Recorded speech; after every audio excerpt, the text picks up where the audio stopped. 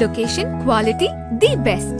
Price, lowest. Stepstone presenting luxury 2 BHK Thinnai apartment, just 69 lakhs. Near Porur Kattupakam. Audi offer registration free. இந்த பட்ஜெட்ல நம்ம போரூர்ல சான்ஸே இல்ல. தன்னுடைய மகன் கடைசி வரை தங்கிட்ட சமரசாக மாட்டார் என்பதை தெளிவாக தெரிஞ்சுக்கிட்டார். தன்னுடைய மகனையே கட்டுப்படுத்த தவறிய தந்தை. செவ்வாடை தொண்டர்கள் அங்கே எப்படி வந்தாங்க? மஞ்சள் ஆடை பெண் தொண்டர்களாக வந்தாங்க. இந்த வலுவை காண்பிப்பதற்கு ராமதாஸுக்கு யார் உதவி பண்ணா? அன்பழகன், மேல்மருவத்தூர் பங்காரு அடிகளாருடைய வாரிசு. இதுதான் ராமதாஸுடைய நிலைமை. இப்போ அவரே சொல்கிறார், என் வீட்டில் இருந்த பணங்கன்னா பத்திரம், படுகாடு, பெட்டி கிட்டி, பீரோ எல்லாம் எடுத்துகிட்டு போயிட்டான். இப்போ ஐயாவுக்கு பெட்ரோல் அடிக்கிறக்கே காசு இல்லை, சீனியர் சிட்டிசனாக இருக்காங்க. இப்போ இதுதான் அரசியல். அன்புமணி நடந்து போகிற அத்தனை உரிமை மீட்பு பயணம் பூரா இளைஞர்களாக நிற்கிறான். நான் வளர்த்துன பசங்க என் பேரை சொல்கிறானேன்னு வருத்தப்படுறாரு. அதாவது இளைஞர்கள் கூட திரு அன்புமணி அவர்கள் தலைமை இருக்கிறது தான் விரும்புகிறாங்களா? அவர் இன்னும் ஒரு 6 மாதத்தில் நீங்கள் வேண்டாம், குடும்பமே சேர்ந்து ஐயா நீங்கள் ஓய்வெடுங்க வேண்டாம், அத்தனை பேரும் ஒன்று சேர்ந்து சொன்னால் அவர் அன்புக்கு கட்டுப்பட்டுருவார். இப்போவே தைலாபுரம் தோட்டத்தில் இருக்கிற சமையல்காரர், தோட்டக்காரர், கார் டிரைவர், உதவியாளர் அத்தனை பேர் சம்பளம் கொடுக்காம யார் விரட்டி விட்டா? அன்புமணி விரட்டி விட்டாரே, எல்லாம் கிளம்பி போங்கப்பா. அந்த கட்சியினுடைய நிறுவன தலைவரை தவிர கட்சியினுடைய ஜெனரல் பாடி என்பது பொதுச் செயலாளர், பொருளாளர், பொதுச் செயலாளர் மற்றும் பொதுக்குழு உறுப்பினர். இத்தனை பேர் தேர்ந்தெடுத்த அன்புமணி மீண்டும் அதே ஆட்கள் பூரா எங்க இருக்கான்?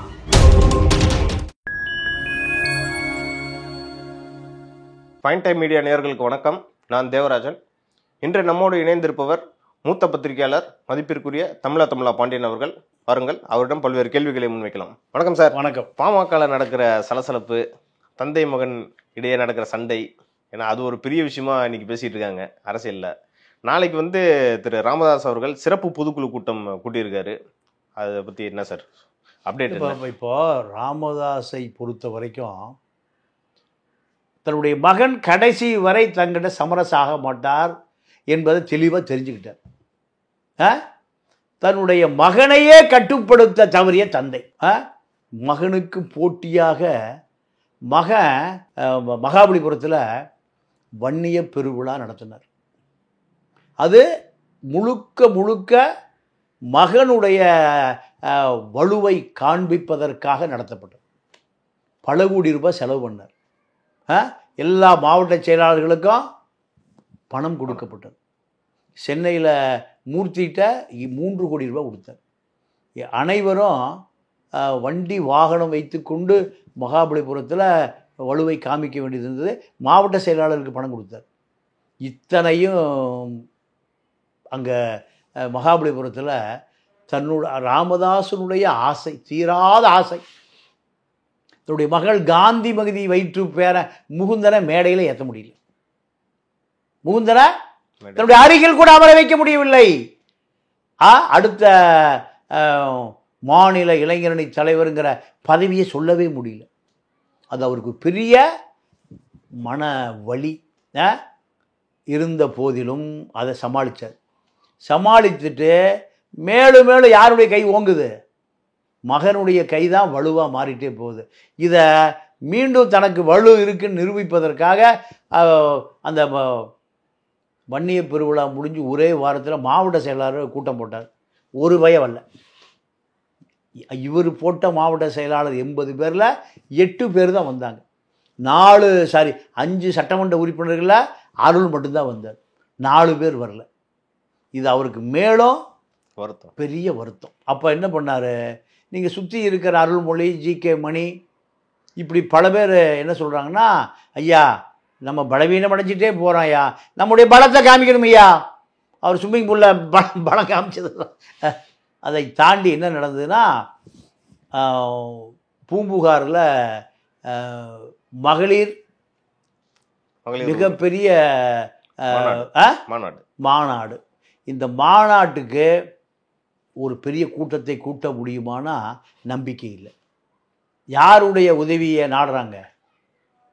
ஓம் சக்தி மேல்மருவத்தூர் பராசக்தி அம்மாவோ அம்மா அன்பழகன் தைலாபுரம் தோட்டத்துக்கு வரவழைக்கப்படுகிறார். அன்பழகனை சொல்கிறாரு, ஏப்பா நான் ரொம்ப சிக்கலான நிலைமையில் இருக்கேன், எதிரி யாருமே இல்லைப்பா, என் மகன்தான், நான் அமைதியாக இனி வீட்டில் முடங்கி கிடக்க முடியாது, அதனால் உன்னுடைய செவ்வாடை பெண் தொண்டர்கள் புடவையை மாற்றி மஞ்சள் சேலையில் பூம்புகாருக்கு அனுப்பி வை, நீ தான் வண்டி வாகனம் எல்லாம் கொடுக்கணும், உங்கள் அப்பா இவ்வளோ பெரிய தனலட்சுமி வங்கி நடத்துகிற அளவுக்கு வளர்கிறதுக்கு நான் தான் காரணம், நான் தான் உங்களுக்கு ஆதரவு தெரிவித்தேன், நான் தான் உங்களுக்கு பின்னாடியில் இருந்தேன், உங்களை யாரும் தொழாதவரும் நான் தான் பார்த்துக்கிட்டேன், அதிமுக திமுக 2 பேரிடமிருந்து நான் தான் உன்னை காப்பாற்றினேன், பிஜேபியிட காப்பாற்றினேன், காங்கிரஸில் காப்பாற்றினேன், சரியா என்ன பண்ணணும், எனக்கு கூட்டத்தை அனுப்பு. இதுதான் செவ்வாடை தொண்டர்கள் அங்கே எப்படி வந்தாங்க, மஞ்சள் ஆடை பெண் தொண்டர்களாக வந்தாங்க. இந்த வலுவை காண்பிப்பதற்கு ராமதாஸுக்கு யார் உதவி பண்ணா? அன்பழகன், மேல்மருவத்தூர் பங்காரு அடிகளாருடைய வாரிசு. இதுதான் ராமதாஸுடைய நிலைமை. இப்போது அவரே சொல்கிறார், என் வீட்டில் இருந்த பணங்கன்னா பத்திரம் படுகாடு பெட்டி கிட்டி பீரோ எல்லாம் எடுத்துகிட்டு போயிட்டான், இப்போ ஐயாவுக்கு பெட்ரோல் அடிக்கிறக்கே காசு இல்லை. இதுதான் நிலைமை.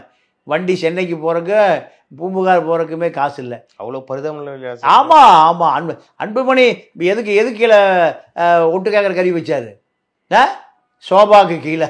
இதை கண்டுபிடிக்கிறதுக்கு அவருக்கு 1 வருஷம் ஆகிருக்கு. அப்போது பொருளாளர் அவர்கிட்ட இல்லை, திலகபாமா இல்லை, பொதுச் செயலாளர் வடிவேல் ராவணன் இல்லை, இப்படி பல பேர், இவர் இல்லை, நம்ம வழக்கறிஞர் என்ன பேர் பாலு இல்லை, பல பேர் எல்லாம் எங்கே போயிட்டாங்க, முகவரி எங்கே மாற்றிட்டாங்க.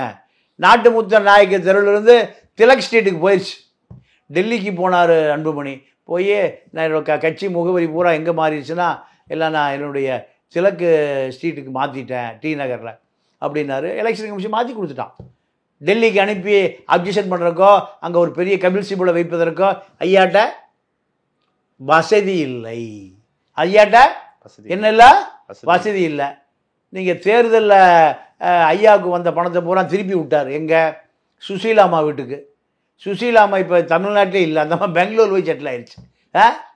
ஐயா மகனும் ஏமாற்றி விட்டார், 2வது நர்ஸும் ஏமாற்றி விட்டார். இப்போ ஐயா முதுமை தள்ளாட பூம்புகாருக்கு எப்படி தெரியுமா போனார்? சேலத்திலிருந்து வந்து ஆம்புலன்ஸ். அவருடைய காருக்கு பின்னால் என்ன போச்சு? ஆம்புலன்ஸ். சேலத்திலிருந்து அருள் கொண்டு வந்தார் ஆம்புலன்ஸ். 2 oxygen cylinder, 2 செவிலிகள். போகிற வழியில் மருத்துவர்கள் பூரா உஷார்படுத்தப்பட்டார்கள். ஐயா எப்போ வேணால் நாங்கள் தேவைப்படுவோம், ஆம்புலன்ஸ் வந்துட்டுருக்கோம். 87 வயது என்பது உங்களுக்கும் எனக்கும் சாதாரண வயதல்ல. 87 வயசு ஆகிற பொழுது நீங்கள் நடப்பதற்கே 2 பேருடைய உதவி இல்லாமல் நடக்க முடியாது. முதுமையில் அதுவும் அவர் மருத்துவர், அதனால் அவர் உடம்பை பார்த்துக்கிட்டார். மற்றவர்களெல்லாம் 87 வயசில் நீங்கள் கருணாநிதிலாம் தள்ளு வண்டிக்கு போயிட்டார். தந்தை பெரியாரா 2 பேர் தூக்கி வைக்கணும் 87 வயசு ஆகும்போது. ஆனால் இப்போ அவர் மருத்துவர் ராமதாஸாக இருக்கிறதுனால ஸ்விம்மிங் பூலில் நான் வலு இருக்கிறா, என்னை கையெல்லாம் தொட முடியாது அப்படிங்கிறார். ஆக அரசியலில் அவர் தனிமைப்படுத்தி அவருக்கு இப்போ யாருமே இல்லை.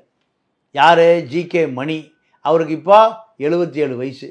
அருள்மொழி, வன்னியர் சங்க தலைவர் அருள்மொழி, அவருக்கு 80 வயசு. ஐயாவுக்கு 87 வயசு. இந்த 87, 80, 77 ஜெயிக்குமா? அன்புமணிகிட்ட இருக்கிற அன்புமணிக்கு வயசு 57, திலகபாமாவுக்கு 48, இப்படி பாலு வழக்கறிஞர் பாலு அவர் 55, இப்படி இளைஞர் கூட்டமாக இருக்குது. அந்த பக்கம் சீனியர் சிட்டிசனாக இருக்காங்க. இப்போ இதுதான் அரசியல். அன்புமணி நடந்து போகிற அத்தனை உரிமை மீட்பு பயணம் பூரா இளைஞர்களாக நிற்கிறான். நான் வளர்த்துன பசங்க என் பேரை சொல்கிறானேன்னு வருத்தப்படுறார். ஐயா சொன்ன பூரா இப்போ என்ன சொல்கிறான்? ராமதாஸ் என் பேரை எங்கள் அப்பா கூட சொன்னது இல்லையே, என் பகன் என்னுடைய பேரை மிக சாதாரணமாக என்னுடைய பேரை ரொம்ப வருத்தப்படும். அப்போ இதுதான் இதுடைய முடிவு எங்கே போகும்னா, தேர்தல் நெருங்குகிற பொழுது இன்னும் ஒரு 6-7 மாதம் இருக்கு. திரு ராமதாஸ் அவர்களோட காலம் முடிந்து விட்டதுன்னு நினைக்கிறேன் அரசியல் காலம். ஆமா ஆமா சார், அதாவது இளைஞர்கள் கூட திரு அன்புமணி அவர்கள் தலைமை இருக்கிறது தான் விரும்புறாங்களா? அதுதான் உண்மை. அரசியல் அதுதானே சார். அரசியல் எதிர்காலம் என்பது யார்கிட்ட இருக்கு? அன்புமணிகிட்ட போனால் நாளைக்கு ஏதோ பதவி வாங்கலாம். ஒரு 5 வருஷம் இல்லை, 3 வருஷம் இல்லை, அடுத்த தேர்தலுக்குலாம் அடுத்த தேர்தலுக்கு பதவி வாங்கலாம். ஒன்றியமாகலாம், நகரமாகலாம், ஒன்றிய சேர்மன் ஆகலாம், நகர செயலர் ஆகலாம், மேயர் ஆகலாம், ஏதோ ஒன்று ஆகலாம். அவரை போய் பார்க்கறக்கு அவர் இன்னும் ஒரு 6 மாதத்தில் நீங்கள் வேண்டாம், குடும்பமே சேர்ந்து ஐயா நீங்கள் ஓய்வெடுங்க வேண்டாம், அத்தனை பேரும் ஒன்று சேர்ந்து சொன்னால் அவர் அன்புக்கு கட்டுப்பட்டுருவார். இப்போவே தைலாபுரம் தோட்டத்தில் இருக்கிற சமையல்காரர், தோட்டக்காரர், கார் டிரைவர், உதவியாளர் அத்தனை பேர் சம்பளம் கொடுக்காம யார் விரட்டி விட்டா? அன்புமணி விரட்டி விட்டாரே. எல்லாம் கிளம்பி போங்கப்பா, நான் பார்த்துக்கிறேன் எங்கள் அப்பாவை. அப்போ அவர் எப்படி தனிமைப்படுத்தப்படுகிறார்? மிக வேகமாக அவர் தனிமைப்படுத்தப்படுகிறார். அவர் சொன்னால் கேட்கறதுக்கு ஆள் இல்லை. கேட்டை பூட்டியாச்சுன்னா எந்த பத்திரிகையாலும் உள்ளே போக முடியாது. கேட்ட அத்தனை செக்யூரிட்டிகளும் யாருடைய ஆட்கள்? அன்புமணியுடைய ஆட்கள். அப்போ அன்புமணி அப்பாவை எத்தனை ஆண்டு காலமாக பராமரித்தார். இனி பராமரிப்பதற்கு ஒரு பெரிய விஷயமா? தைலாபுரம் தோட்டம் ஒரு இரும்பு கோட்டையாக மாறிவிடும். இரும்பு கோட்டையிலிருந்து ராமதாஸ் என்ன பண்ணுவார்? இயற்கை விஞ்ஞானி, செடிகளோடும் மரங்களோடும் நாற்றுகளோடும் கன்றுகளோடும் பேசிக்கொண்டு வாழ்நாள் அமைதியாக ஓட்டுங்க. உங்களுக்கு ஏன் டென்ஷனு? நான் நடைமணம் போகிறேன், நீங்கள் நடக்க முடியுமா? பூம்புகாருக்கே ஆம்புலன்ஸ் பின்னாடி போகுது, 2 சிலிண்டர் போகுது, 2 நர்ஸு போகிறாங்க. ஏன் நீங்கள் இப்போ அவங்க குடும்பம் பூரா என்ன சொல்லுது? வேண்டாம், இந்த மன அழுத்த ரத்த அழுத்த அரசியலே வேண்டாம், ஓய்வெடுங்க.